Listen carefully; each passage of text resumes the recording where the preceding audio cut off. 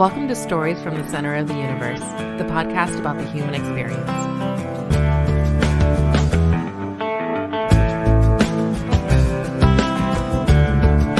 Ross Luck, welcome to the Center of the Universe. Glad you could join us. Thanks for the invite, and it's my honor to be here. And I know you mean that very seriously when you say it's your honor. I do. We also have to mention that Silent Rob is here, and the three of us did grow up pretty darn near each other and saw each other a lot. You and Rob, in particular, had a pretty close relationship growing up. Not that we didn't, but like I was hanging out with Duke and Coco and Pee Wee. Right. Y'all had the neighborhood. I enjoyed listening to the growing up in Ashland. That was fun. Yeah. But yeah, Rob and I guess mutual parents knew mutual friends, and then, yeah. Who'd you hang out with when you were a younger person? Probably, well, the Ashland crew, because we were in Ashland over at the Dupree's a lot, and then over at Rob's house a lot, and got to know you guys that way. Yep. The neighborhood. Didn't hang around Co and Duke as much. That's probably a good move. Yeah. But yeah, growing up, young, we were over off Mount Herman Road. So Kyle Hendricks, Hilton Marcus.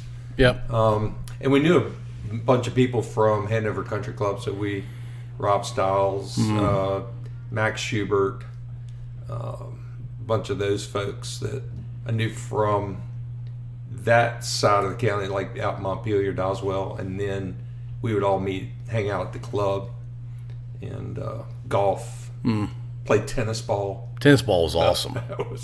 That was phenomenal. I mean, can you describe for our listening audience tennis ball? Yeah, tennis ball is a like a wiffle ball, but you play the bat is a tennis racket and the ball is a tennis ball. So you swing it and you hit it right, it goes. And the way the field was oriented, if you hit it pretty far in left field, it was a bunker. Yeah. Or the tennis court. That was automatic home run if you get to the tennis court. Few people could do that. That was a lot of fun. Yeah. And square ball. Yeah, Foursquare. Yeah, Foursquare is a ton of fun. We could still play that now. Probably. Yeah. I mean, probably hurt ourselves within the first 15 minutes or so, but broken ankle. We're good. So when you were growing up, we've always, and to this day, I have this line: the river. I don't go south unless I absolutely have to. Like somebody's paying me something, or there's an emergency, I'll go to the south of the river. Is there something around? Is there a line between East and West Hanover that we just didn't cross as kids? I don't think. Well, for me, no. Well, because out at the country club, you had to go west on 54, right, to get there, which wasn't as developed. And then King's Dominion, we were heading there. So heading north. That was north. So east-west, we probably didn't go to Mechanicsville. Well, Lee Davis was over there. Yeah, What's the point going over there? Maybe it was 95.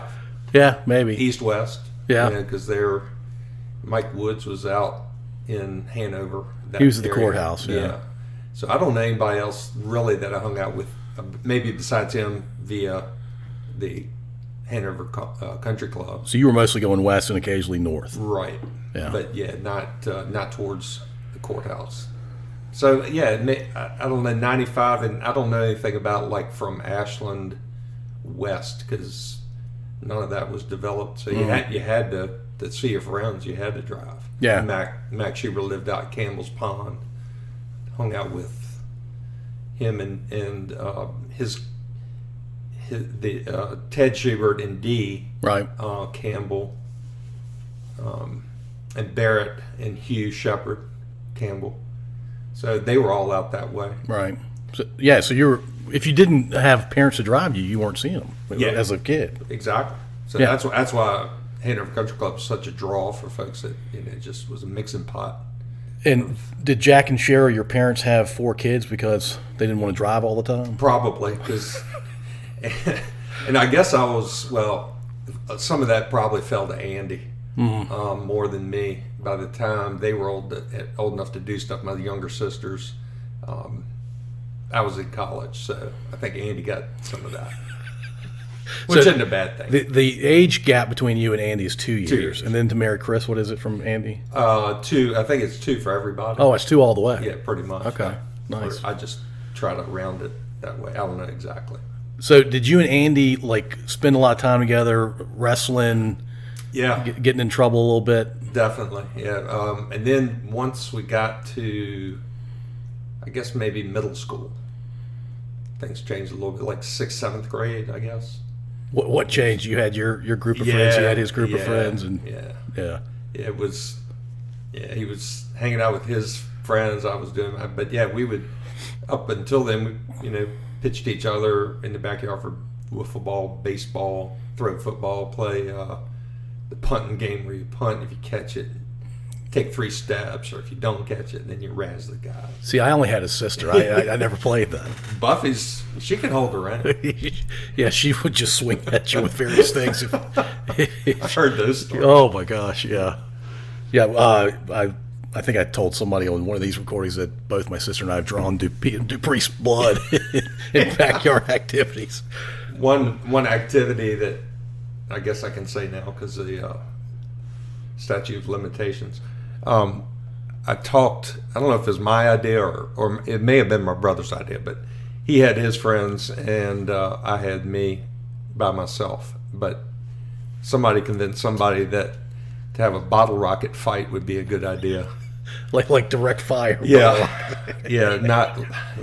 So we survived that. I think I got the best of them because I convinced them behind the storage shed was a better place and they would be in a ditch. So I got the better of them, I think, that day. You prevented as much mobility as they should have enjoyed. Yeah.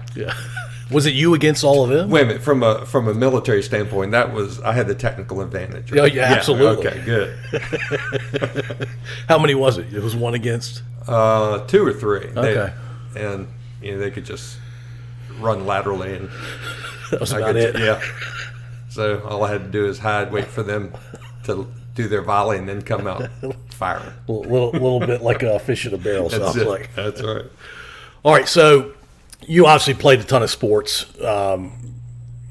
Growing up, I've always said, because Silent Rob and I went to private schools, didn't play any sports at Patrick Henry, and I always said if I had gone to Patrick Henry, I would have been like the 10th guy off the bench in basketball, and I might have started for a game when 3 guys got hurt on defense kind of thing. It was tougher. My impression was, because I played 8th grade or 7th grade football at Liberty, I remember how tough some of those kids were. And then I go to private school, and I'm like, these kids are not tough at all. Yeah. You had to go through some tough stuff at Patrick Henry. I guess you didn't know any better. Sure. And I'm thinking about football in particular. Yeah, it was the same way when you got done Ashland Little League, Ashland Vikings. You thought you were big stuff once you got past that. And I remember trying out for Liberty football, and it's like, holy moly, it's like a different mixing bowl because there's different levels of talent. And different ages, too. And different ages. So, yeah, it was eye-opening. Now, when we went to Liberty, it was 8th and 9th grade. Right, and then the next year was 7th through 9th, yeah. Yeah, so it was we went through 7th grade at Gandy. Right.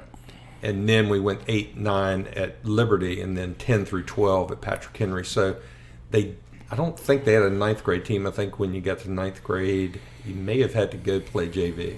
I think that's right. Yeah. And I think they eventually, after you went there, they had kids from Gandy come up. Like even 6th graders would come up before they actually became a 6th through 8th. But I think the 8th grade team at Liberty was just 8th graders when you were there. Or did you have 7th graders from Gandy? It was just 8th graders, yeah. Yeah.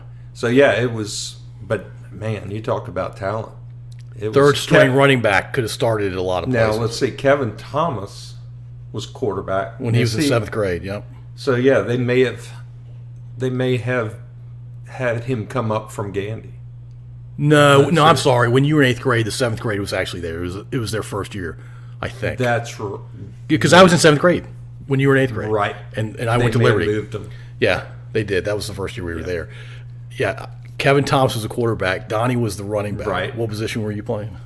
At the time, well, I went out, I think, for tight end, but somehow they stuck me on the offensive and defensive line. So I'm like, okay. You're a skinny kid, right? Yeah. I mean, just an average guy. Yeah. And I played defensive end for the Vikings, and I thought that, and I was quick. I didn't have a lot of speed, but I was quick. Right. I can move pretty good. Basketball, that helped give me some feet and good skills there.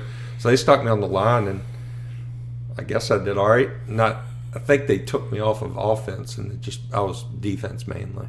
Were you playing like a D tackle or D tackle? Well, the coaches were not the best, but they thought that Jack DeBoris and Sylvester Minor should be the defensive ends because they were the tallest. That was their thinking. Like Jack DeBoris, he's an awesome receiver. He didn't want to play defense that much, so he was kind of out there just as okay. I'll be on the field. I'm tall. Yeah, I'll play. So yeah, it was. So there was a lot of subbing going on. So I played tackle and defensive end, and a little bit subbed here and there for offense. Yeah, it's funny. I was a seventh grader on that team, and I remember Oklahoma drill and thinking, I'm so much smaller. In my mind, I was like half the size of everybody else. And of course I wasn't, but I wasn't a big kid either. Then we're doing bull in the ring. Bull in the ring, yeah. And then it was almost like from the dark ages, that metal contraption, it was squared off. And it designed to keep your head down. Yeah. But you ding it. Well, you'd either ding it or you're just getting crushed and you're only 3.5 feet off the ground. Yeah. I mean, you're literally doing those drills at least 3 times a week is my recollection, and they're all brutal. Yeah. And I'm not saying we were wearing leather helmets, but the helmets weren't great. No. And we didn't have those super pads on, that they put now, or some of the programs have on top of their head. But yeah, but Ashland Little League was awesome back then. Oh my gosh. Football, baseball, basketball, and yeah, we had a blast. I remember you pitching in Little League. I remember about you. That you wouldn't put your hat on tight so it would fall off every time you throw the ball, so you would feel like you're throwing the ball faster. I'm sorry I caught you. No, I don't know if that was intentional or not. I remember I had a huge mop. That was the rumor that why is Paul? Why didn't he tighten his hat down? Wait a minute. How old were we? 12 maybe. But I see, Andy, my brother, played against you. I never played baseball. So I was 12, but Andy was 11. And you were, I think, Dodgers, and he was the Yankees with Mr. Woods. Right, and the Yankees had the Sturgeon. Yeah. And Joe Crowder was his assistant coach. Yeah. And we won all the time because we had guys like Logan Gilman and all these other guys. Yeah. That's funny. I don't think I've ever heard that. That was the rumor. Like, that was the scuttlebutt, and we were watching a game, you pitching against my brother's team, and it was like, why does Paul's hat keep falling off? It's like, well, he keeps it loose. Watch when he puts it back on. It's loose, so it falls off his head, so he thinks he's throwing the ball. That son of a gun, that Dodger. But you were humming. I mean, you were a good pitcher. Well, hold on, just a little backstory. This is the first time I've heard that. I may have done that. I don't recall doing that, but I was also in a play, Oliver Twist at Patrick Henry, and I was orphan number 17. And the director told us, Harold Wright, told us to grow our hair out. And so I hadn't had a haircut in like 6 months. I had a mop. I don't think I could keep that thing over my hair. You're immersing yourself in the role. Absolutely. He told me to not cut my hair, so I didn't cut my hair. That's awesome. Yeah. But one cool other story I remember from Little League, and this is before things, I guess, the age of getting crazy and helicopter parents and stuff. Right, yeah. I played for Hank Lowry. Basketball. Basketball, yeah, I'm sorry, basketball. Yeah. And my cousin Eddie Stiles was the assistant coach. Oh, y'all were our rival. Right, and then you played for your dad. Mm-hmm. But for some reason, I don't think we played during the regular season. Or maybe one time. And one like random. So we get to it's all Ashland championship. It's you and Rich Riddles. There were some classic stack teams back then. Now, and you had Mac Schubert, maybe? Pat Jones? We had Rod Henry. Rod Henry, right. That's all we really needed. Oh, goodness. Well, but whatever championship, whatever age, I remember coming out and Hank telling us, all right, you guys are sitting for the start of the game. And I'm like, what, did we do something wrong? Right. I was like, what are you talking about? And he's like, we're going to let the guys that normally don't get a lot of playing time, they're going to start. And I didn't notice, but Hank and Larry had made a deal. They're going to start the second string. Oh, that's cool. Yeah, so the 5 or 6 people who never got to played like the first quarter or like a half a quarter. I mean, it was a significant length of time. And that was just unheard of. Yeah. So there's like, why don't, this is for the kids. Why don't we let them do that? Yeah. And that has obviously stuck with me for 50 years. Now, here's what's funny about that. After that first half of the first quarter, those kids didn't see the quarter. It was on. Yes. And one other quick story about that game. I think it was such a low-scoring game. It was like 12-13. Yeah, we weren't prolific scores. I think it was a 1-point margin, and somebody told me that we were visitors when we were really home, so I thought we lost the game by 1 point. Everybody's celebrating. I'm like, what? And they're like, oh, no, we're here. I was like, great. I don't remember who won that game. I remember something about I think we did by 1 point. I don't know if somebody took a shot, but it was ugly. We're gonna have to fact check with Rich and Rod. Yes. Well, yeah, because we played all over. We traveled to Brooklyn and I think we went to Verona, Montrevet, which is about as big as this studio. I mean, you had exactly. I think we had like 4 inches from the sideline to the wall. Right. It was crazy. You couldn't save a ball out of bounds because you were going to hit your head on the wall. It's crazy. Yeah. 13-12.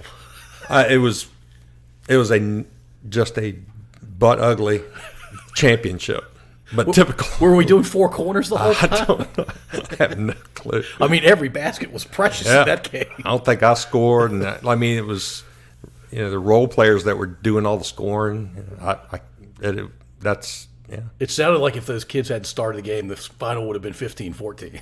Right. That's exactly. They got us going. They did all the scoring. Was that your favorite sport, basketball? Basketball, football. I liked them equally. I played them both in junior high and then at Patrick Henry for both JV and varsity. They're both pretty different games, though. Yeah. So what did you like about both? Well, go ahead. Different games, but back then everybody played that's a good point. Lot of people played a lot of sports. So you'd see the same folks, finish up football season, you go right to basketball. Yeah. And a lot of same athletes, yeah. Yeah, I guess there were a handful of kids that didn't want to play football because it was pretty brutal. Oh, yeah.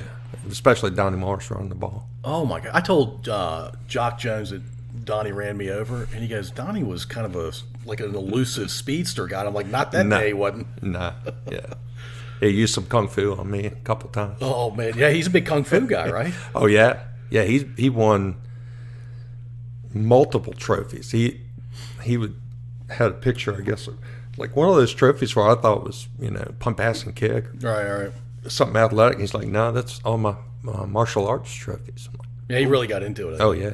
All right, so when you were like 10 years old and you were playing Little League, who was the stud in the league? Maybe not just your team. Well, it was Donnie. Lonnie Spurl. Lonnie went to Carolina. Yeah. I'm like, we've just lost a really good player.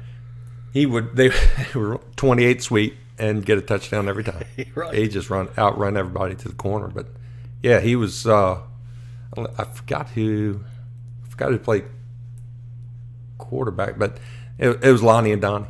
Was it Pat Jones? Was he the quarterback one year? Maybe. Yeah, he was a good athlete and good basketball player too. Yeah. But yeah, so Ned Stevens, he was a mountain of a man. Yeah, he was a big kid. Yeah, he was always a big kid. Oh yeah. And his dad Ed was helped coach. Oh, football. Football, yeah. Ed was really into baseball too. Yeah, super into baseball. Yeah. So, and then a couple of like Art Farmer, rest in peace. He was probably one of the best athletes I ever ran across. I don't think he played Little League.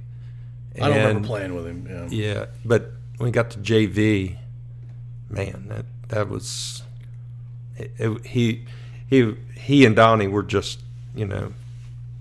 on a different planet. I remember Art when we were at Gandy together, and you'd see him at PE, and his his quads were like twice the size of a grown man's. Right. And I'm like, what is happening? He looked here? like He-Man. Yeah, he looked. Yeah, it's crazy. So Donnie stayed flexible. Didn't do a lot of lifting or anything because of Kung Fu kept him a little more flexible. So he didn't lift a lot of weights. Oh, he was doing it way back in the day too. Yeah. Oh, okay. So, but I don't know. Donnie can tell you. Art may have been because man, fast, elusive, just cut, ripped. Yeah. And I wouldn't want to stand in front of him if he was coming at me. No. Yeah. All right. So, who's the best one athlete, either sport or both sports, when you were in like 8th grade? Trying to think. We had Jay Morris, Donnie's cousin, Who ended up being the quarterback. For and I varsity. mean he was basketball and football. Donnie in basketball. I mean he probably could have gone somewhere to play. Could Donnie basketball. shoot? Yeah, he could do it all. Dunk. What is he? He was back then. He was 6 foot Yeah. ish. Dunk. I think I was the only guy on the basketball team that couldn't dunk. I mean, we had some undersized. And then you had Huck Miner and Rick Shelton that were big, and Jay was big. He was tall. Right. And yeah, those guys, basketball wise, yeah, it was probably Donnie led the show then too. Is Donnie the answer for varsity sports too, Patrick Henry? When I was a junior, so we had, I guess, trying to think who. Clifton Coles, who was, I think he was he may have been 2 years older. Yeah, because he wasn't playing when I was, but he would go out work with his dad's lumberyard, cutting wood. Then he'd go to practice. I mean, he was a stud. Yeah. He had a younger brother too, didn't he? May have. Yeah. But he was. I remember watching him and Coach Ray Long, just praise him up and down about his work ethic. He was never boastful, very humble. Just went out and just mowed people down. He's the kind of kid you want for all 22 God, positions. Yeah. Yeah. Heck yeah. All right, so I distinctly remember Donnie just being all world. And this is not the Donnie show, but I mean, we're talking about growing up playing sports in this area, and for people our age, Donnie was well known by everybody. And he was a good guy too, and he multi-talented. I mean, not only doing the kung fu stuff, but he played piano and he was active in his church. But there were guys, like when he played running back, who was the backup running back to him? It may have been Emmanuel Holman. Scoop. Wasn't Scoop the fullback, though, which is hilarious because he was like 5'6", 150. But light you up. And that may have continued on to junior high and high school. Yeah. I think it did. And I don't know when Lonnie came in or left. Lonnie probably left for like eighth grade. Yeah. Maybe. Right before. I think I missed playing with him like the last Little League football season. Yeah, he left maybe even before 8th grade. Yeah. But I guess the point of me bringing these names up is there were guys second and third string that could have easily started. Rodney Johnson. He ran the ball some. I don't know about varsity, man. I remember they put him in the game. I think he had like 50 yards on 5 carries or something. Yeah. And it was like Artemis Norris. Yes. The list goes on, but they may not have been able to do other things, and that's maybe why they were second string or didn't have the work ethic sometimes. Or they just weren't as good as Donnie. Or they played other positions. Yeah. Rodney was certainly I've known him since kindergarten, and he's a hell of an athlete. But yeah, he may have played linebacker or defensive back, and people have played both ways without thinking about it. Yeah, wasn't a big deal back then. No. Well, I'm trying to think, like when you were a junior at Patrick Henry, Justin Taylor was a senior. Or was he 2 years ahead of you? Right, yeah, 2 years. He was 2 years ahead of you. Yeah, so he was with Clifton Cole, Justin Taylor and Bobo. Can you imagine those kids are playing all the time, like they weren't having any academic challenges, they weren't being distracted by silliness away from school or home. Yeah. If they all were on the field, world beaters. No doubt. World beaters. He was another just phenomenal athlete. I remember Jay Hugo was the center. Mm-hmm. Jay would tell me a story. I mean, Justin would he'd follow plays that were called, but then occasionally he'd just like go off and do his own thing. So I told Jay, I forget what game, but he said, Jay, you and me all the way. And Jay's like, what are you talking about? And he said, we're going to quarterback sneak it the entire time. And daggone it, they didn't. For that entire drive. For the entire drive. And now he may have gone like off tackle. He may have gone, off of Jay's butt a couple times left or right. He may have gone off guard. But he would do this. It's supposed to be triple option, but it was one option. Justin's going to keep the ball. And I don't know if literally it was quarterback sneaks, but it was pretty darn close to it. And he'd just drag people or shake them. And he had a cannon for an arm, too. I may be misremembering this, but I remember thinking he was the best athlete I'd ever been in person with. Yeah. I mean, away from watching professional football or basketball or whatever in the stands, but like I couldn't believe how athletic he was. And when he ended up not playing towards the end of high school, I thought that was tragic. It was Completely tragic. All right, let's focus on you. Basketball growing up, were you more of a guard? Oh yeah, I was a forward center until I got to junior high. So you were taller than most kids. And then all of a sudden I wasn't. And I had a little bit of ball handling, but not like, guys are today, stretch fours and center. That can just dribble, shoot, and do it all. So by the time you came into your own and other kids had caught up in height or athleticism or whatever, what did you gravitate to? What position? I was forward still, small forward. And rebound, led the JV team in rebounding. 10th grade, I guess, yeah. And then, how tall were you? Because I imagine you and I have shrunk a little bit. 6'1". And you were playing forward. Yeah. Okay. Even on the varsity team. Mm-hmm. Really? Yeah. Because you always struck me as a 2-guard. Yeah. Well, that's what I had to morph into in the Hanover County 35 and older league if I wanted to survive. Yeah, we had some 6'4" guys that could, I think our combined vertical was like 10 inches. Right. Yeah. Yeah. So, I had, I really did, so an undersized forward is what I played in high school. A lot of hips and elbows? Yeah. Positioning and I was quicker than most big guys said. I'm pretty strong for my size too. So so they could maybe get up a little bit higher, but you were going to out-position. Yeah, hustle for the ball. So, what was your senior year? What was your average stat line? 3 splinters and. You saw the court, so. No.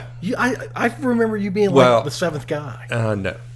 Okay, I misremember. No, yeah, because we had Redbone. Oh, by the way, maybe the best basketball player ever lived in Hanover County. We had all those guys that were studs on the football field. Were playing basketball. So, Jay Morris, Huck, Jack DeBoris, Rick Shelton, Jeff Taylor was on those Rod teams. Henry. Rod got some playing time so he's a year younger than me. So as a sophomore, I think he was tiny too. Yeah, but he had a motor and ball handling skill, and he could shoot. So there were some 10th, 11th graders that they were bigger, better, faster. So your kids, I imagine 1, 2, or 3 of your kids are going to listen to this. Your stat line at varsity basketball in high school was 3 splitters. Well, so Jeff Taylor, rest in peace again. So Jeff was, I remember a game at Tucker, and we were beating Tucker pretty good. So I got in, and I had 8 points, and that was I think that was the highest I ever had for varsity. Because 11th grade, I was like, whew, never see the light of day. So senior year played a little bit, but I remember Jeff Taylor heckling me from the sideline. Miss it! Why would he want you to miss it? Because he didn't want me to score more points than him. But Jeff played a lot, didn't he? He did. Yeah, he was started. He was a good player. Yeah.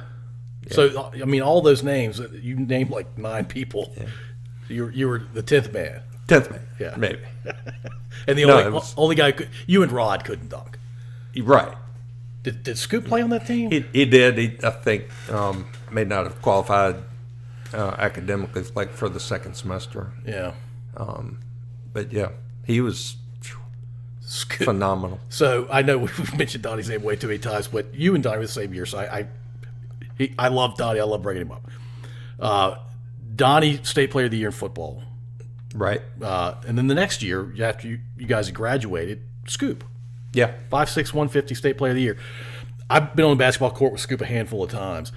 I didn't play point guard a lot, but we were playing a pickup game at Gandy, and I'm bringing it up, and Scoop said something. I knew Scoop from baseball and football and basketball.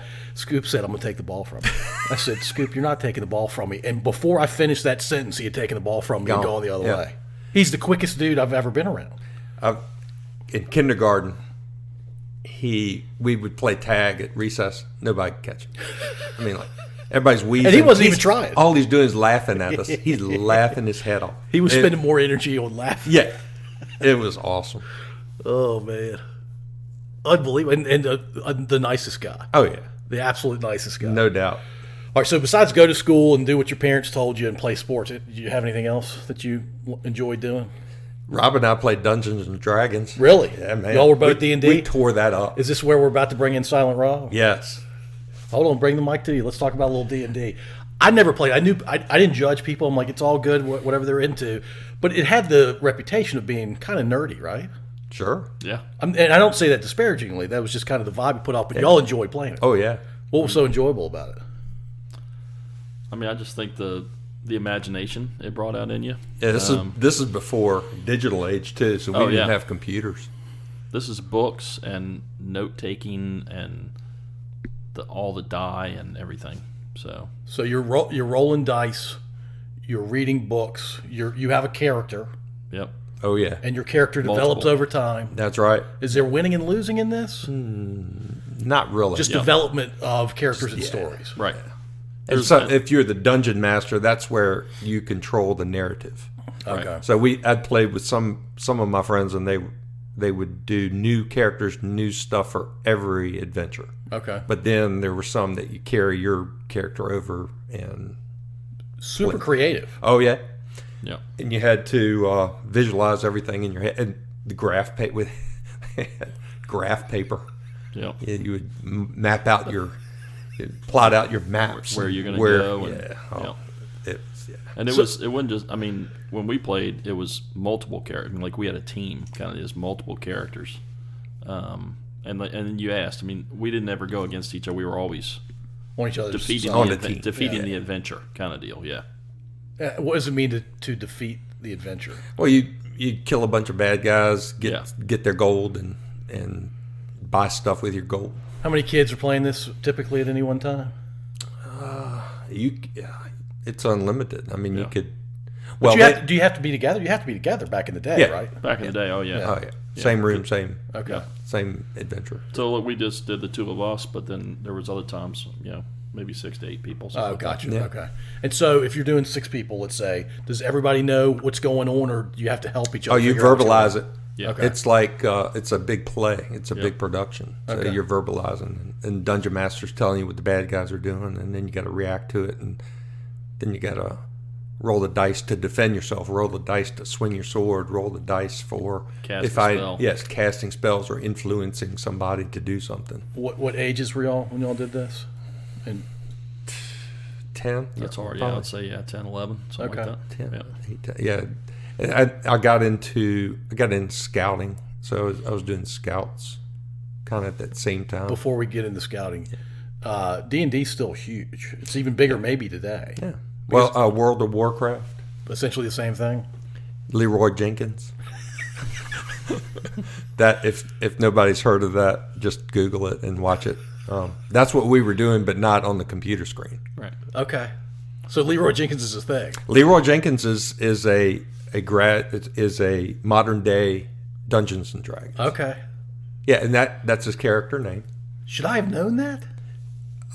Maybe if you didn't play it, maybe not. I mean, that's the way World of Warcraft and a bunch Baldur's Gate. There's a bunch of stuff on the PC now. Right. That's the exact that they use Dungeons and Dragons as their background for how they basically the foundation. How they program the game. Yeah. Wow. Okay. Was it turn-based role play. And I think it's something like that. But there's still D&D books in the. Oh yeah, and there's still D&D.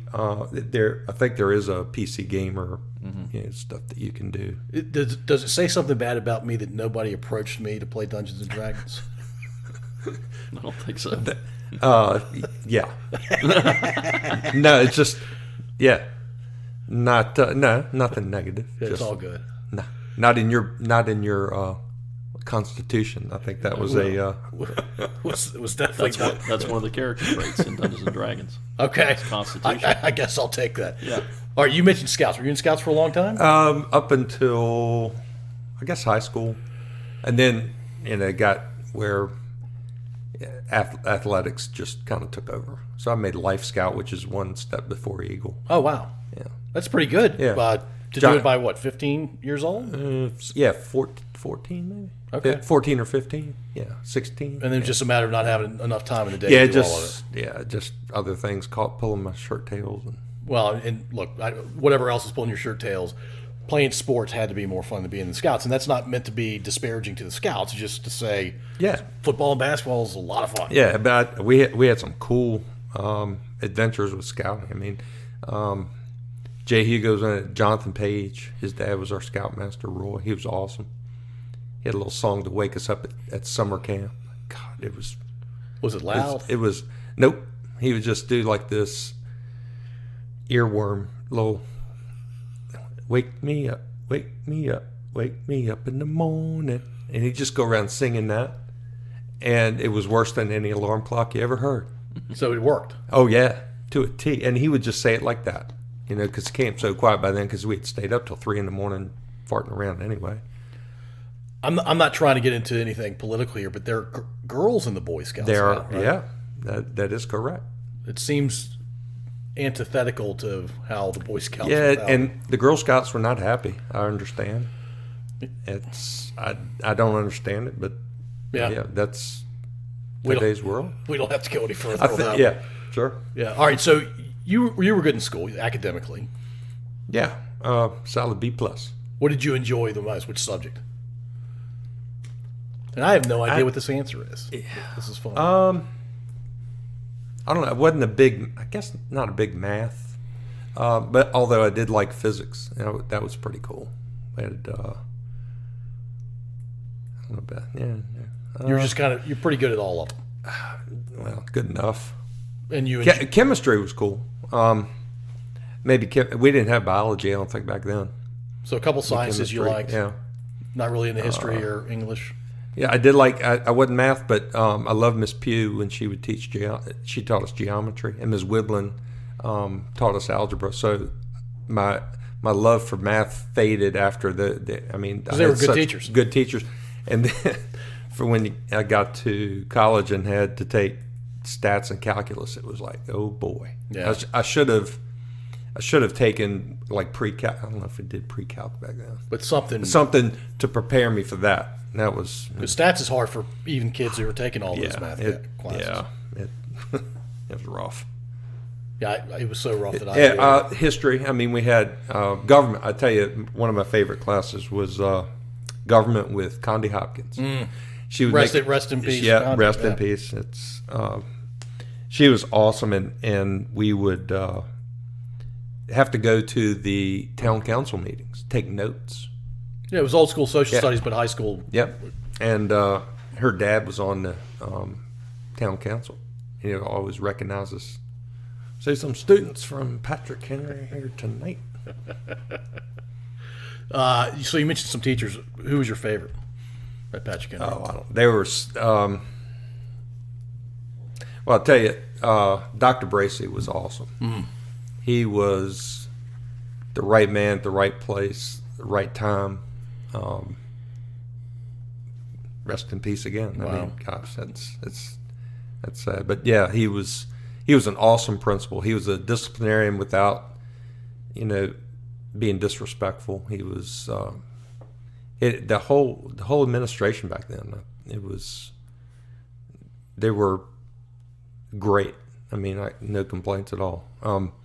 We had our first computer class there. What describe computers? Oh my God, that was folks floppy like that. disk, and it was basic programming. I mean, everybody's talking about coding these days. I think there was 2 languages back then. Yeah, it was run this. Yeah, and if very then, basic. yeah, go here and print this. And we did 64 lines of code. And It was a big deal. Oh yeah, and if you messed up once, oh boy. Yeah, it was ruined. Yeah, you got to get it all right, or else it didn't work at all. Pete, oh gosh, but Pete, we didn't call him by his last name. He was just known as Pete. He taught computers. That was cool. Typing I took, and Were you on an actual typewriter? Oh yeah, typewriter. Yeah. Miss Perry. Well, it probably serves you well today. You got it. Yeah. Now they call it keyboarding. Right. But to be fast on that, think how much time you'd waste if you were just using your index finger. You say that, but I challenged my son Davis to a typing contest with his peck and stroke thing that he has. He killed you. No, it was a tie. I won't say he killed me, but he was quicker with that stuff than I thought he would be. Yeah, that's weird. Those young kids are. Repetition. Yeah. Well, Yeah. and they're younger. Well, I don't know if he had keyboarding yet or not. I think he had, but he didn't do it the conventional keyboarding way. Yeah, most people don't. Like it's kind of a lost thing.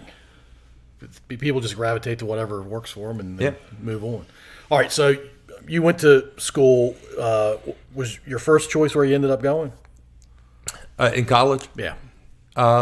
It was no, because I was an idiot. I had like Davidson, William and Mary, UVA kind of were my first choices, those type of schools, but I wasn't that smart. So that I didn't really have a backup. Why Davidson? That wasn't common for kids. Yeah, no, it's my mom had said, "Hey, this is a great school down here." So I did. Back then you had to buy the book and read about them. Right. There's nothing online, so I read about it in a small town and small school. So yeah. Is your mom from Carolina? Mm-mm. Huh. We did, but she took us on, and I did a tour, overnight stay. To Davidson. To Davidson. Yeah. Okay. I really, they had a cool. I didn't know much about honor codes, but during that stay, the honor code was what drove everybody. It was kind of like the underlying theme for that. Similar to what VMI has, yeah. Or UVA has one. Yeah. Yeah, you're old enough not to do cheating or things and that type stuff, so don't do it. And they'd let you take exams back to your dorm room to do them. Yeah, it's unusual. Yeah, so and that stuck with me. So you had dreams of Davidson, William and Mary, UVA. Yeah, I think I got waitlisted something. I got waitlisted at maybe Davidson, but or I can't remember. Didn't get into UVA. Didn't get it admitted to any of them, but then had applied to University of Richmond because I knew people that went there. My roommate, I think 2 or 3 years that I was there. Martin Gravely, his mom worked there, and he had an older brother that went there. So I think you were going there about. You tell me. There was definitely like Central Virginia goes to the University of Richmond, like our parents' age. It was all Richmond, maybe a kid from an hour away. Sort of thing, and that was true for that generation. Yeah, Randolph-Macon, Richmond, they played each other in football. Up it's crazy, right? It's crazy to think about. Yeah, but when I got there, in the 80s, it started gravitating to like northeastern flavor. So 75% of the students were from out of state. When you were there? When I was there. That seems nutty. Yeah. So I met Joey Owen, floor above me. He was from Emporia and played baseball. And he and I were like, hey, Virginia. Here's how we're talking about rednecks off mic a little bit. So when Martin and I showed up and we roomed freshman year, all these Northerners called us the Duke Boys. Like, guys, if you think I'm a redneck like that, you should see some of my friends. You should leave the city of Richmond. Which we did. We pulled them out, took the city boys out to the country, and then they're like, oh, my God. Like, please take us back. We're scared now. Oh, that's funny. The Duke Boys. Did that persist the entire time? Yeah, because Martin's older brother and Vern Inge were the Duke boys. So they like, hey, we got Duke boys junior. And then they stopped calling Vern and Paige Gravely Duke boys, and they just called the rookies the Duke boys. That's hilarious. They had never actually seen country folk. Right. But they had seen the Dukes of Hazzard. Right. That's the only exposure they had. And we talked funny, I guess. A little bit, maybe. Yeah. All right, so now it's like 100% Northeast, right? There's nobody. I don't think you're allowed to go to the University of Richmond, right? If you're from Virginia. I think that is correct. But no, they still try. It's just such a and back it was a little more affordable for the average person back then. Now it's crazy expensive. And we thought we were all against the raising tuition one fell swoop like 30%. But what it had the opposite effect. So we thought, all right, great, let them see what happens. Nobody will apply. Well, they had record applications the following year, even after jacking up the price. So when we were kids, the thought of somebody from the Northeast, from our perspective, coming down to Richmond, like they're never going to come down here, right? Yeah. And from their perspective, like Richmond, Virginia, that's the capital of the Confederacy. Why would we go down there? They're crazy down there. But that kind of melted away, and then it just exploded. Yeah, no doubt. It's and people come down here for school and stay.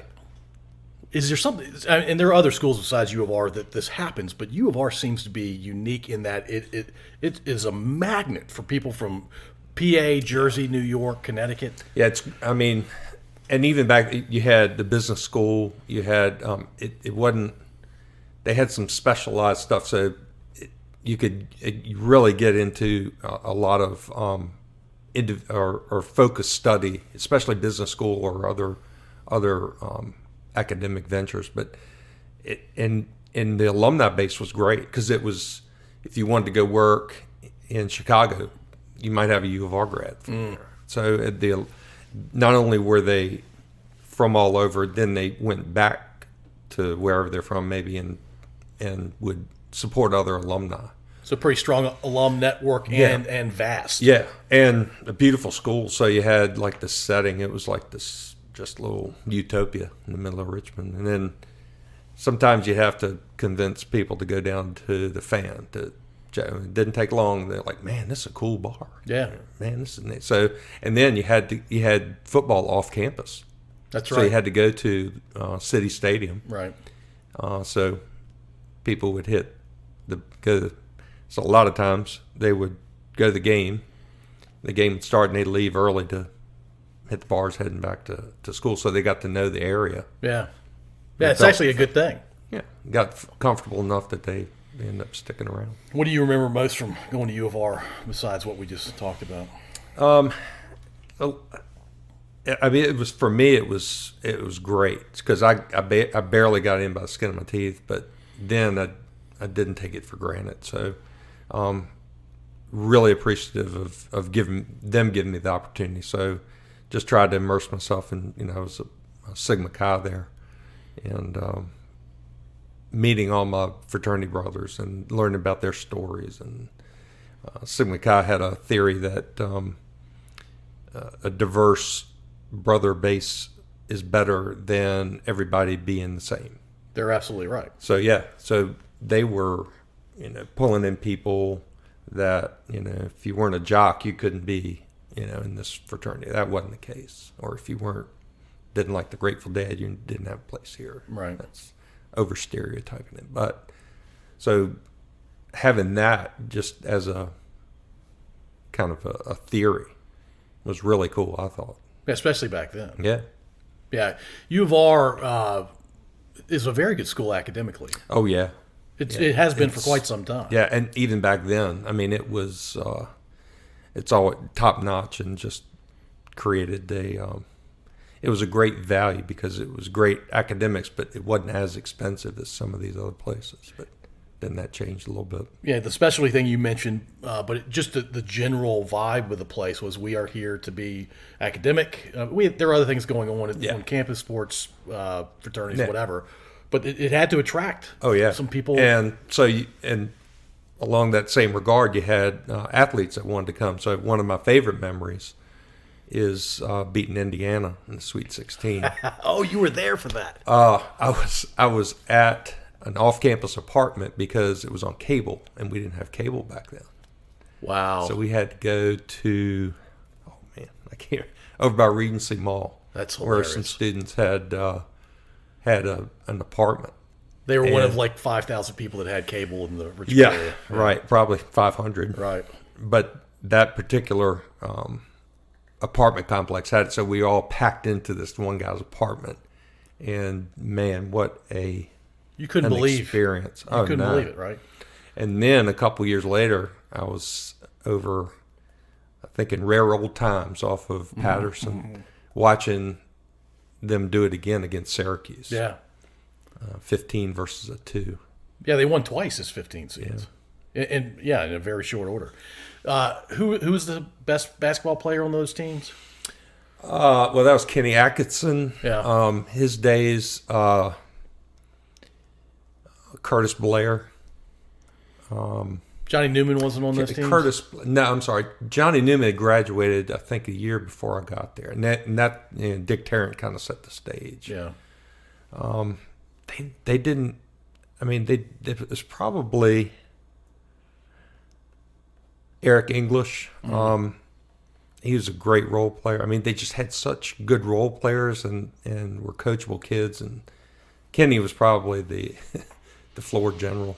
How did Kenny not get picked up by an ACC team back then? I think he wore that chip a little bit. Yeah. And made him pay. Yeah, U of R basketball, Dick Tarrant with his curly hair and it's kind of long in the back, and he was a former Marine, and he was there for a long time. I think my impression was everybody loved him. Yeah, no doubt. Yeah, what he did for the school, and I think he was a tough coach to play for. Yeah, I think he was like get a little bit of excitement in him and yell a little bit, but maybe for the right reasons. Yeah, but overall, I think he's still to this day. It's one of the favorite Spiders. Oh, he's got to be. Yeah. How many schools have beaten 2 seeds in the tournament? Twice. Yeah. There's only one. There's only one. And I wish everybody that went to U of R was actually from Virginia. Right. When I say that. So, yeah. All right. The statute of limitations have probably run out on this, except that your kids may listen to this. You mentioned you were in a fraternity. Are there stories from the fraternity that are okay for your kids to hear, but maybe a little fun to talk about, maybe during Rush? Oh, yeah. There's one in particular. I was in charge of the end-of-year barbecue or big outdoor grill session. We called it backyard band because you get a band, they play outside, and it was like the culmination, everybody saying their goodbyes and stuff. It's the last party before exams maybe, or I can't remember the timing, but after you had that, pretty much everything shut down, party-wise. So I was in charge of that, and had this great barbecue set, big old pit, and I found this great, one of my dad's customers had cut me this grate that I could use to cook hot dogs, hamburgers, chicken, all that on. So I did that all day, and we had one of the Duke boys. Yes. Grill setup. You got it. Knew how to knew what charcoal was. Didn't get my fingers burned. But set everything up, and things were going great. And we even had crabs, and we had bushels of crabs. That was a treat. It was a huge treat. Oh God, yeah. And that was especially for a bunch of college kids. Yeah. So I had a good budget to work with. Thank you, fellas. Hooked me up. But a lot of work putting it together. So the pledges clean up after. So I don't know how, but I'm in charge of helping directing them, do this, do that. So we had back then, somebody had made probably one of the first water balloon launchers. So we had some fun with that. Late nights, we'd get bored over at the fraternity houses, and we'd go up to the Robbins Center on the big second level. And on the outside. Yeah. Which is a couple stories high. People would be leaving the fraternity parties at 2 a.m. We'd be launching water balloons from up there onto the X-Lot parking lot. And you may have had a beer too. Yeah. Yeah. helps your aim. Yeah, absolutely. So- Everybody knows that. So we had and the balloons were not big, so they didn't hurt anybody. We didn't really hit anybody, but people would think it was people behind them throwing stuff at them, and that was fun. And then all of a sudden, word got out after about the third weekend, and they're like, "There they are, scatter boys." So somebody had found the water balloon launcher, and started launching water balloons over at Sig Ep. It was across the street from our backyard. So we had the mortar factor working. And we had a spotter. We had adjust, he would tell, oh, it landed here, adjust fire this way then. So we had two guys hold, and for folks that don't know, they made this thing out of a dog dish and surgical tubing. The launcher. The launcher. So you have one person on the left, one person on the right, if you can think of a slingshot. So the person left and right were like the forks holding the surgical tubing while somebody pulled the dog bowl back. With the balloon in it. With the balloon. And the guys are supporting their arms and just, their arms are shaking because you're pulling back so hard. And they're into it. They're yeah, not, it's like, yeah. Come on. So you let go, put the water balloon and let go and watch it arch over. So that got fun. But then somebody had the bright idea to put some leftover crabs in there. If you've never had crabs, that can be disgusting. So we were launching crabs at several, not only Sig Ep, Rick Jarvis, if you're listening, I'm sorry if I hit you. But other fraternities, we were spraying by that time. And did you have multiple launchers? no, but we got rapid fire because I think we were receiving some hotness from the scene and people scoping around wondering where all this crap is coming from. So we had to skedaddle. Luckily, it was at the end of the cleanup, so we could skedaddle pretty quick. But watching the crabs kind of flop in the air, I mean, we were on the ground. Were these full crabs or were these already picked through crabs? These were full crabs. And silly college kids, they should have eaten them, man. And knowing the speeds, they'd land on the ground, they probably like, oh, cool. We just hope somebody didn't get spiked in the head. Right, or a claw hit them in the eye or something. Yeah. That's a good one. We had Derby Days where it was a joint venture between Sigma Chi and all the sororities. All of them. All of them. How many were there? Back then? See, that's cool too. We were the first. The girls that were at Richmond were the first class of sororities ever at Richmond. Huh. So they got to be a part of Derby Days. Oh, nice. So it's just where you play silly games and make up stuff and scavenger hunt and tag or whatever. Nice. And then you have parties during the week, and then you have a big party at the end. And you didn't do anything stupid that entire time you were in college? No. Yeah. I was a good man. Right on. I believe that. Yeah. No, we certainly did. Nothing that's...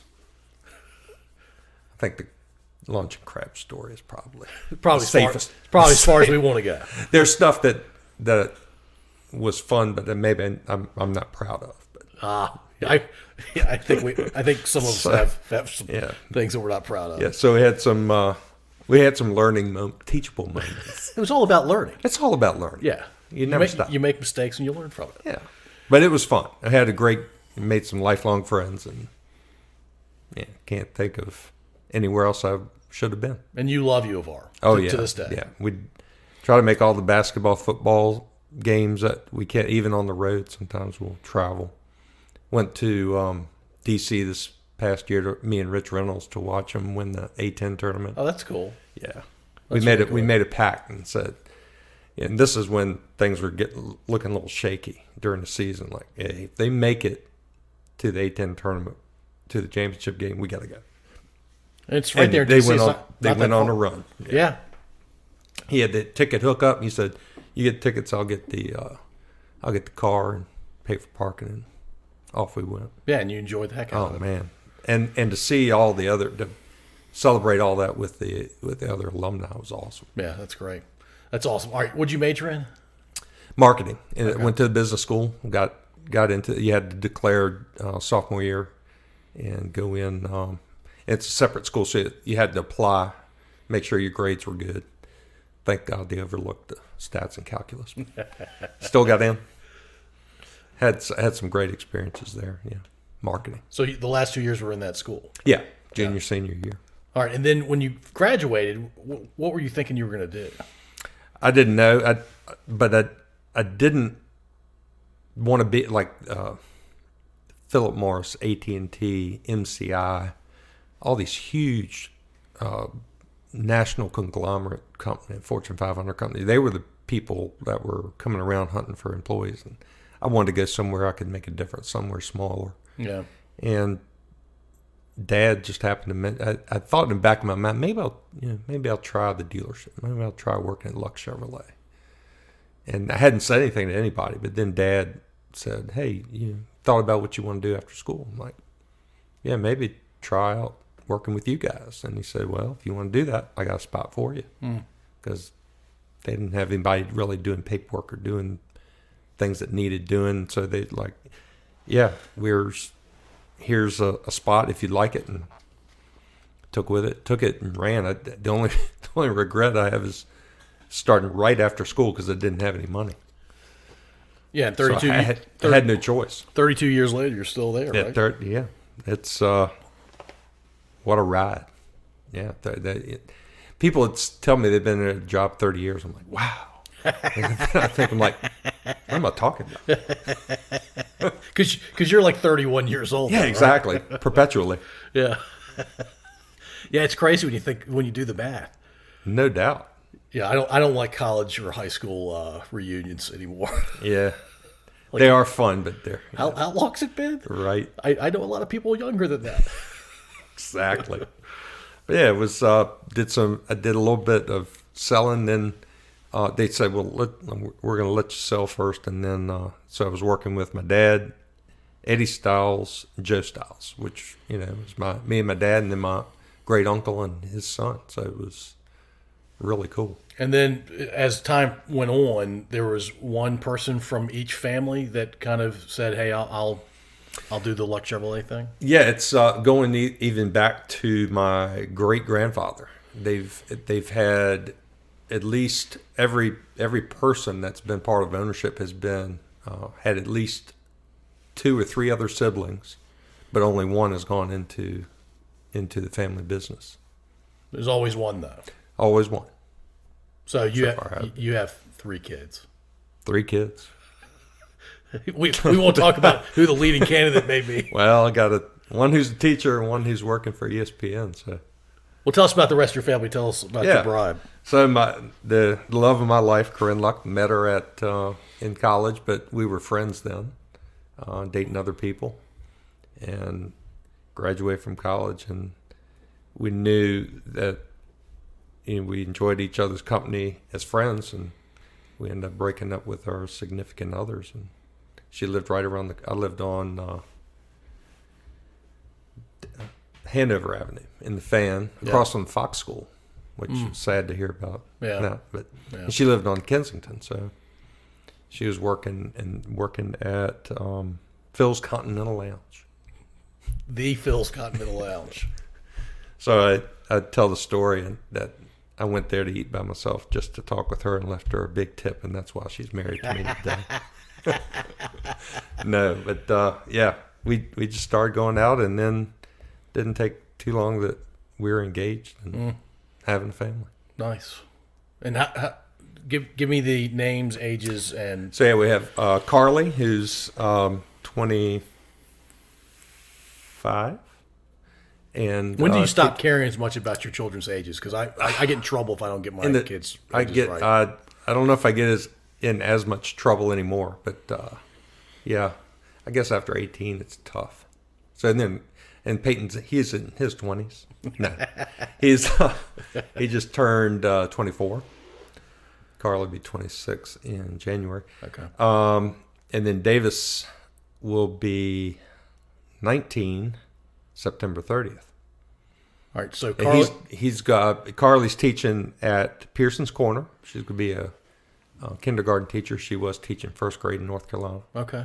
So she's back near mom and dad. Back in love having her back at home, and living in the fan and setting up. We're just got done setting up her room. Nice. Helping. So Corinne's doing that more since she's got the summers off. And Corinne teaches at the Ashland Community Preschool at Hanover Arts and Activity Center. Oh, wow. I didn't know that they had that. Yeah, in the basement. Oh, yeah, that's cool.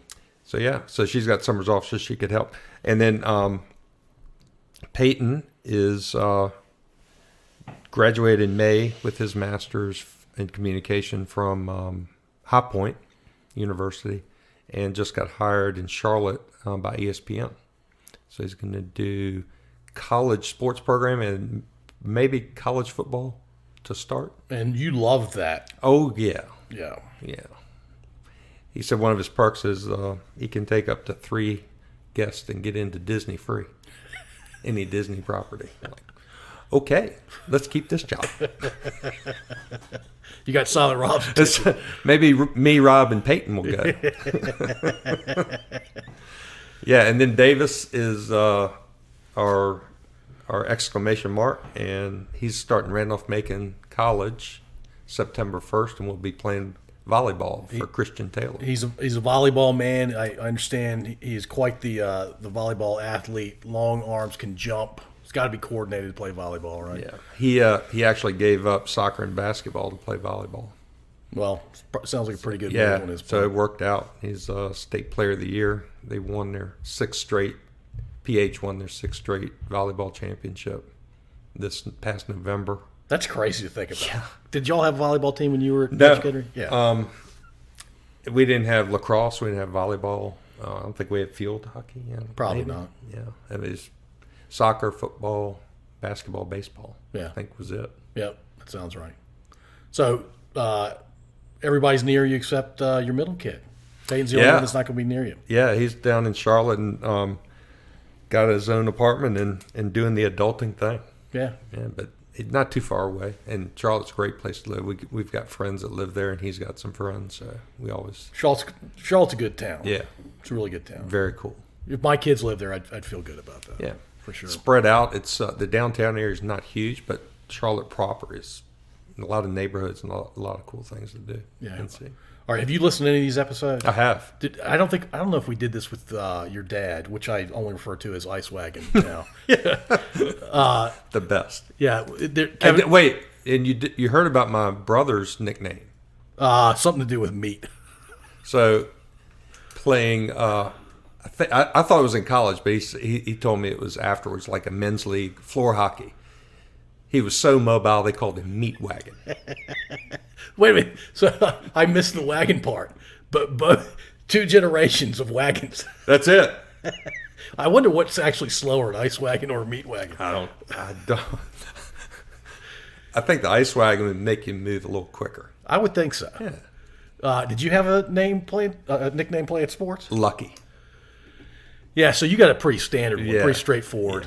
But meat wagon and ice wagon, it's meant to strongly imply something. No, I'm sorry. Meat truck. Let me Meat get truck. that right. Different. Meat truck. Well, truck implies that he's got an engine, maybe. Yeah, and some wheels. I don't know. So maybe that's a little faster. Four Meat wheels truck. compared to the 2 Yes. wheels Yes. on the wagon there. Oh, man. That, by the way, that's one of the happiest moments I've had doing this podcast is just you and your family discovering that nickname. Yeah. What, did you have a nickname? I had a few. Most of them were disparaging. Wait a minute. So were you Gilly at St. Chris? I was affectionately. This goes to the Duke boys for you at UofR. I was simply known as Redneck for the first 2 years I was there. Yeah, sure. And then I had other nicknames that were either disparaging or positive. I got you. Yeah. How about Rob? Did you have a nickname in college, in high school or college? No, I wasn't. I didn't play as much as you guys, but I got most of my nicknames from the crew when we were driving around. Oh yeah. Ashland. Oh yeah. You got to give Earnhardt, Nitro Ninja. Nitro is just one of my favorites. Well, Driving around in the white Monte Carlo. that's right. First car I ever bought Thing from your was dad. sweet. Wait a minute. That was before the Pinto? No, the Pinto was Biz's, and we that drove belonged around to in that. Biz. But my first car was the Monte Carlo, which I bought from Jack for $100. No, that's what I sold it back to it for.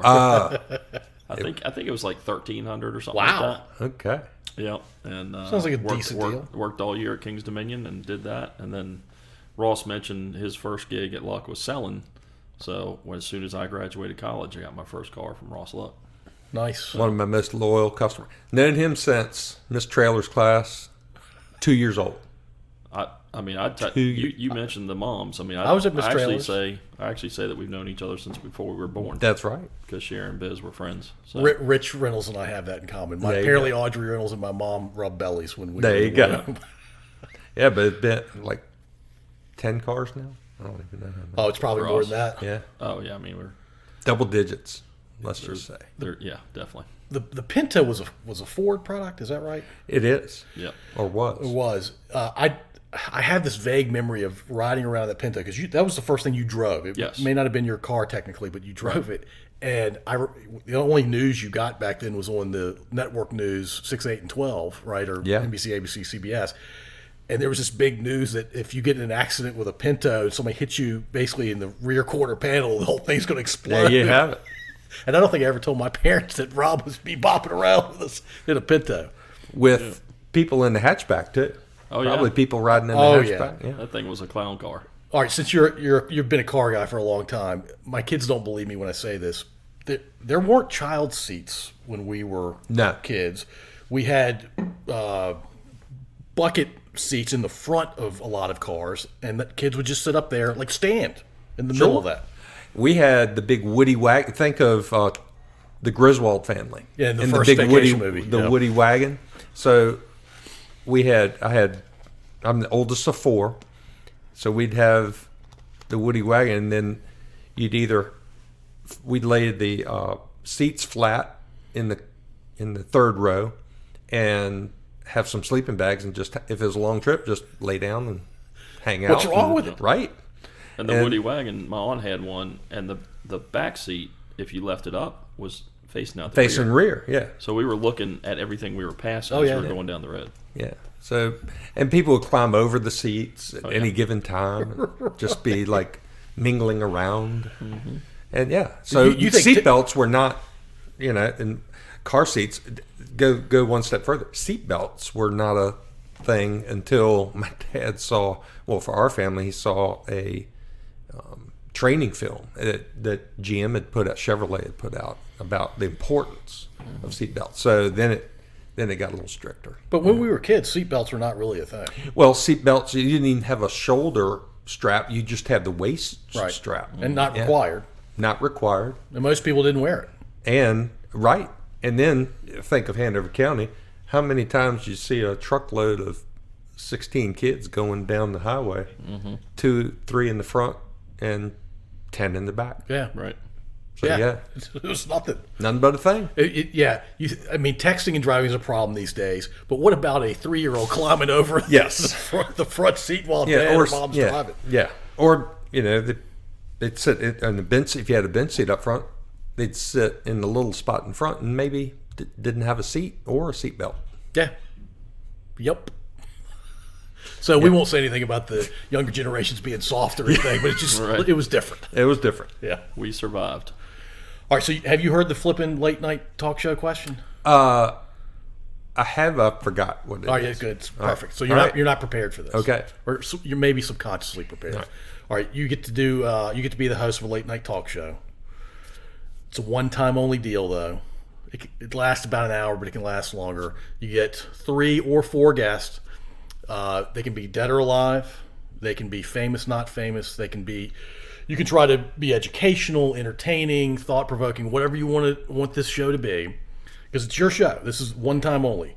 You have a male guest, you have a female guest, musical group or solo musical act, and then a comedian if you want to have a comedian. Who would they be? Wow. It's meant to be thought-provoking and a little bit revealing about who you are as a person. And while you're thinking, Rob and I can talk about Dungeons and Dragons or something. We can talk about over 35 basketball nicknames. Oh, we should end on that. Yeah. We should end on over 35 in general, and nicknames will certainly come up. Okay. Yeah. So we'll go back to the talk show, and then we'll come back to that.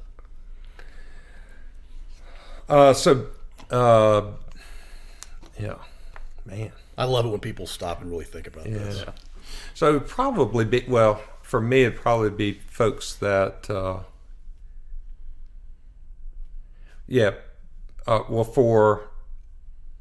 for folks that I would just interview or have. Just talking to them. I never got to know my great grandfather and my grandfather because they both died before on my dad's side. And you heard stories about both who started Lux Chevrolet. Okay. So I'd love to. I mean, I hear stories about them, but never got to know either of them. So it'd be cool to, hey, what were you thinking when James Inluck went from horse and buggy to owning a Chevy franchise? What was that like? You know, were you scared to death? How much money did you have backing you up? Just that type of stuff. The guts, I imagine, that your grandfather, great grandfather had. Again, and grew up listening to stories, so many stories, but just to have a chance to talk with them, I think would be cool. But I'll put it like maybe a normal figure, historic figure. If you would love to have break bread with Jesus Christ. Okay. Find out, hey, what's the deal? That's, you're not the first person to say that. Yeah. So it'd be absolutely fascinating, I think. Yep. So I'll subcategory those, but it's your show. Yeah. So comedian, grew up, I guess, listening to, back then it was Eddie Murphy tapes. So we're old enough for Carlin and Richard Pryor too. Yeah. But Eddie Murphy. I'll take that back. I'll go with Red Fox. I'm a huge Sanford and Son fan. Oh, who's not? Yeah. So, and I never, because back then, if you wanted to listen to their comedy side, it had to be a tape or an album. Mm-hmm. And I heard he's pretty crazy in some of his comedy routines. I could listen to him for probably 4 straight weeks. Yeah. Yeah. So, he's passed away, so and to find out about the show. Mm-hmm. I mean, what it was like, making Sanford and Son back then, especially. And Norman Lear. I don't know if you've seen that they'll do an episode of one of these shows live, right? Facts of Life, or with new actors. Playing, and then they'll have cameos. People, Florence, the real Florence appeared, or the actress that played Florence was on the Jeffersons redo and they do it live.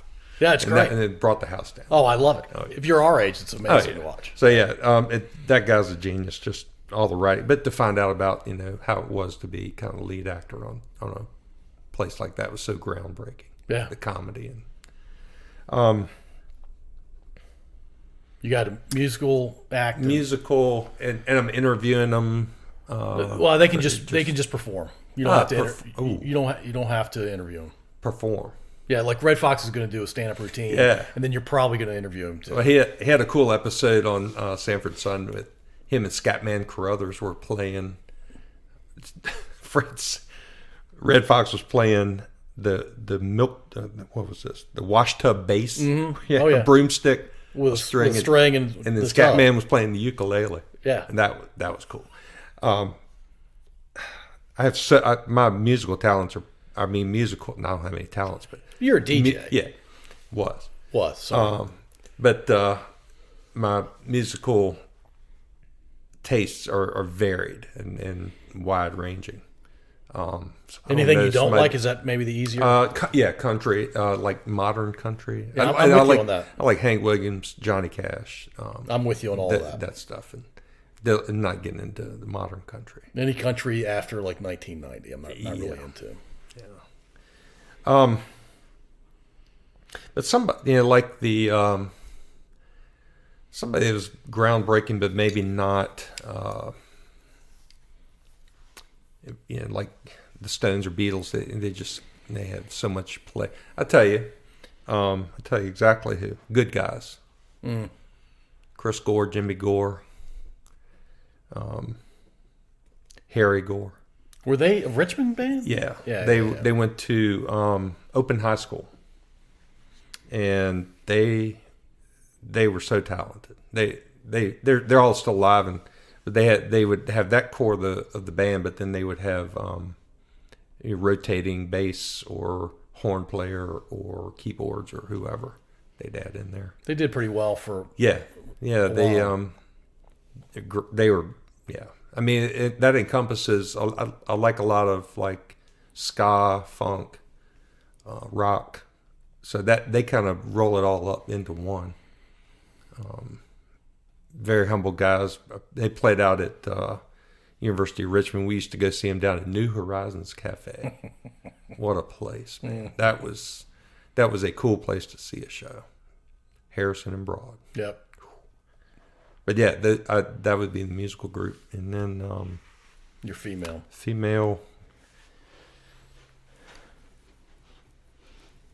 This is quite the eclectic talk show. Yeah.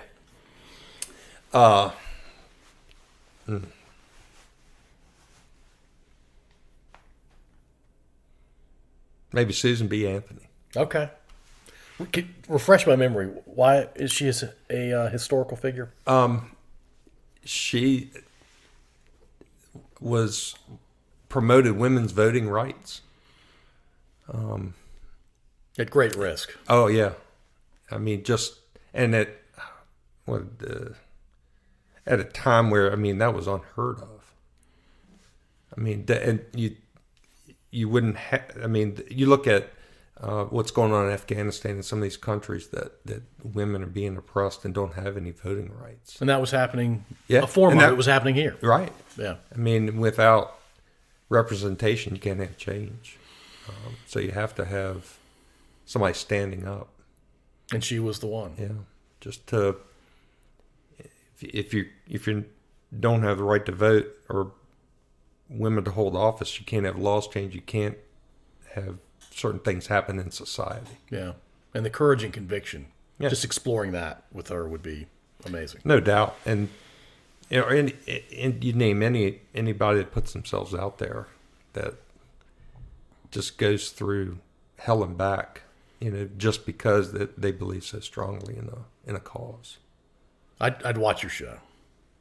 I feel like I was bouncing all over the place, but it's a good thing. Yeah, it's a very good thing. All right, let's talk about we played under the age of 35 in the Ashland men's basketball league for a while. I think I played in the over 35 for a year or two. Y'all played a lot longer than I did. Yeah. What was the core of the team that lasted 10 plus years? Who was it? I mean, Flip. He was the stud. Yeah, Flip came in. He was probably the best player. Was he? But we pulled him away from somebody else's team, I think. I pulled him away. And I might not have started on the Rampage, but ended up. I was playing with Luther White. Yep, that's right. You were. Yep. Rest in peace. Really? Luther, yeah. You talk about stud athlete that played for Lou Flanagan at Patrick Henry. Yeah, they had some good basketball teams back. Yeah, Luther was really good, even as an older guy. Yeah, and just great guy. And I played with my cousin Eddie on that team. So then when they stopped playing, then I think that's when I joined. Right. That's when it came the in. Rampage. So it was Rich was kind of Rich kind of organized it per se at that point. So yeah, you, Rich, Duke, me, Mookie, Mike Woods, Mookie. Yep. We said Duke. I was on the team at the beginning. And I pulled right. Flip in because Flip and I worked together. Right. Yeah. And then Flip, so and that then was the beginning.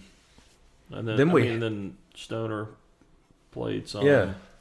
Mike Spence joined us for a couple of years. Did Evco play with us for a brief moment? Evco played for a brief moment. He and Rich almost got to blows in a couple of games, but when he was on the same team, no, when we were playing against him, and then we convinced him to join us. Right, and all was well in the world. Yes. All right, let's just wait. We're at an hour and 24 minutes. Let's go through the nicknames, and then maybe share our favorite memories from playing on that team. I have one that just sticks out big time. What were the nicknames? You remember? So you were Look at My Feet. I don't know I can't remember where that came from, but we put that on the back of our shirts. Oh yeah. We got. I think I had Randy for Make Sure It's For Us or something like that. Heavy Chevy. Right. Rich was Slippy. Slippy. Mike was No, wait. Was he Slippy on the back of his shirt or Ito? He was Slippy on the back of the He shirt. was Slippy on the back, yeah. But he was also known as Ito. Flip was Flip, as far as I remember. I don't think he had anything else. That sounds right. Yep. I was Frosty. Frosty. Yes, you were. Yes. And I think some of the players on the other teams, that's all they knew me by. Yeah. So. Hey, Frosty. And then I'm drawing a blank on Duke. Duke was. Was he Marion? No, Maybe. I don't think so. Oh, I feel bad that we I do don't remember too. that. I know. And he's going to listen to this. When Mike Woods played, he was Mookie. Yeah. I Yeah. don't think he was anything else. We would call him Big Smooth, but he was Mookie on But his shirt. he was Mookie. That was called Rich Big Smith. Rich was? Think so. Oh. For Big Baby. Remember when was Glenn Davis years, I think. Yeah. Good call. I'm going to think of Dukes. All right, real quickly, my favorite memory from that team, and y'all played a lot longer than I did, but we were playing the over 35, and we were playing the guys that were in their 50s at the time. Mm-hmm. I can't remember. Steve Pace was on that team. and Oh, yeah. that Paul team. Wayman. Yes. Yancey Jones. Yancey Jones, yep. Ted Gillette. Ted So we're playing, and Ted Gillette, I knew played basketball like a football player. He would hit me in my back like I was a wide receiver and I'm about to catch a ball. And I got so mad that I'm dropping words that these older guys hadn't heard somebody say because they knew me as Brendan Larry's son. And I'm not holding back. There is no filter, and I'm aiming it all at Ted Gillette. 3 days later, my mom calls me. She goes, understand you had an interesting basketball game the other night. Apparently, like 4 of the players from that team told my parents Of course. that I had a fun time playing the game that night. Yeah, those guys. I thought Yancey Jones was my friend until he stabbed me in the ribs. Yeah. But that was, I mean, then they'd have a beer with you afterwards. Yeah. But they were uber competitive for sure. And they beat us that night, too. I don't remember One I'm that. talking about. No, I think They beat us one time. I don't think I was there. Yeah. Well, let the record show that Ross was not there for that game. Right. No, I might have been. The one that, It gets we fuzzy. lost, but then I think after that, I think we took care of business. Yeah, those are great games. I had one shining moment that I must have lit up. We were playing at Chickahominy, and Tony Philpott. Tony Philp, man, and playing against Justin Leonard and some of these Nate Schwab, these Hampton Sydney basketball players. Yeah, playing on and the then team, now they're yeah. playing. So I went off. I don't know. I must have had 30, and I probably had like 7 threes or something. Yeah. But during the game, I was just feeling. I was in the zone.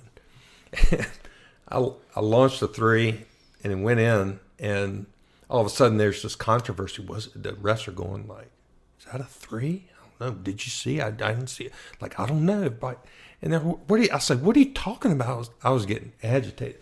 So a couple plays later, I got the ball. I come across half court and not being guard. There's a couple guys back. I launched like a Steph Curry 3 from.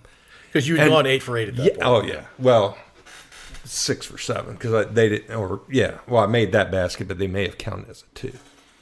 So I'll launch it, and no sooner I left my hand, and it felt good and it looked good, and I said, "Now that's a 3," and it went swish, and the refs blew the whistle, and they're like, "What?" Because I was showing up. I said, "No." Which is not your personality, typically. I said, "I'm not yelling at y'all. I'm just firing myself up." Right. I was talking to myself. Yeah. And I had some convincing to do because they had the tee getting ready to be capped off. But that was fun. That's a good story. Fleeting moment. Do you have one, Rob? No, not really. I just remember there were No, I got one. All right, here we go. We're going to end on this one. Yeah. So it was me. As you get into these 35 and older games, you get people doing stuff they can't make the game. So I think the only people that were at our game or that could make it from our team, we had like 3 or 4. Me, Rob, maybe Mookie, and that may have been it. We may have had somebody else, but anyway. So we pick up somebody else. May have been no. We were playing Scoop's team. Maybe we were playing a really good team that we had no business being on the court with. You needed like 12 guys. Yeah, so we ended up picking up a couple guys from, and daggone if we didn't not only beat the snot out of them. Yeah, I think. And they were so pissed off. And Rob probably was 10 for 10 on threes in that game. He was. I mean, that's the only way we stayed in the game, just bombing threes. I was going to say, that's what we were known for, right? Yeah. Just chucking up threes. So we had, and somebody that made us good that they had to guard, but he was cool and would just dish the ball if you were open, not hog it. And they were so, we were playing against Scoop. They were so frustrated. They wouldn't even shake our hands after the game. Because that was supposed to beat you. That's right. That was a solid and I don't think we had a sub. No. And Rob went off. I mean, the man, between. He could have just dropped the mic after that game, and everybody would have remembered that. Love it. I do. It's nice to go back and think about that. So I think Rico Morris, I saw him after a boys basketball game at PH one time, and I was walking out with Julia, and kind of what Julia's known for is threes, and Rico said, "You know where you got your 3-point shooting from?" So nice. He may have been on the other team that night.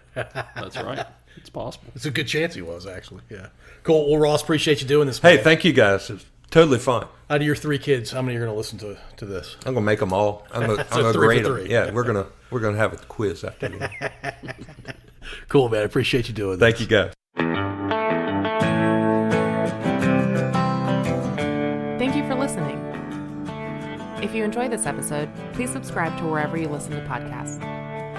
We'd also really appreciate if you'd rate and review us.